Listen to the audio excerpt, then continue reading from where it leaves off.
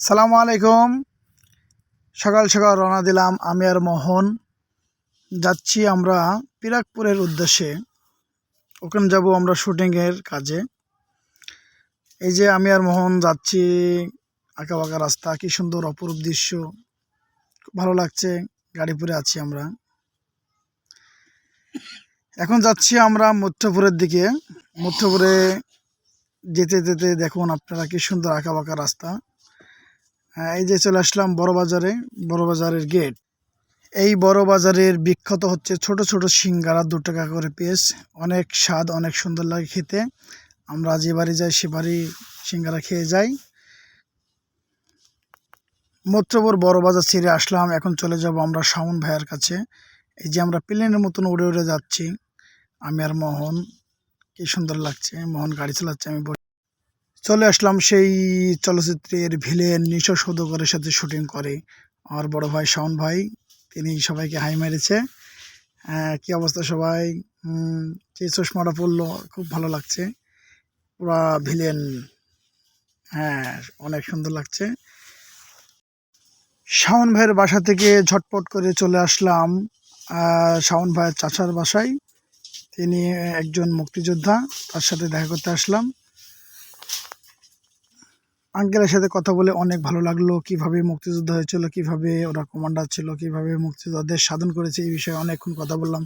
ওখান থেকে কথা বলে চলে যাব আমরা। এখন আমরা চলে এসেছি। এখন মানুষ ভজলে শোনার মানুষ হবি, ফ্রান্সে থেকে আসার। তিনি শুধু লালন কি বলে গেছে তাই বিষয়ে অভিজ্ঞতা করতে এসে তিনি বাংলাদেশেই থেকে গেছে। এখন বর্তমান আছে পিরাকপুর বাজারের পাশেই। আপনারা দেখতেই পাচ্ছেন অনেক সুন্দর পরিবেশে জায়গাটা তৈরি করা হয়েছে। এখানে অনেক বিদেশিরা থাকে।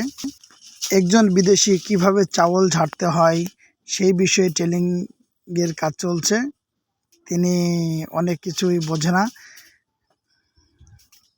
তাও দুজন মিলে চাউল ঝাড়ছে আর খুব মজা করছে এইভাবে চাউল ঝাড়তে হয়। এবার আমরা গোল ঘরে বসলাম সাধুরের সাথে বসে অনেকক্ষণের জ্ঞানের কথা বলল। সেই জ্ঞানে কথা শুনলাম, সবাই মিলে আড্ডা দিলাম, খুব মজা পেলাম তাদের কথা শুনে।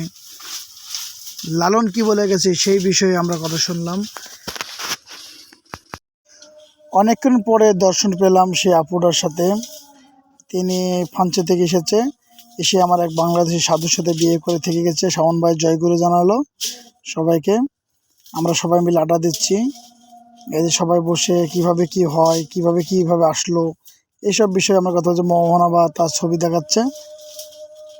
মামা কি করে। এই যে সবাই মিলে আমরা সেই অনেকক্ষণ গল্প করলাম। গল্প করে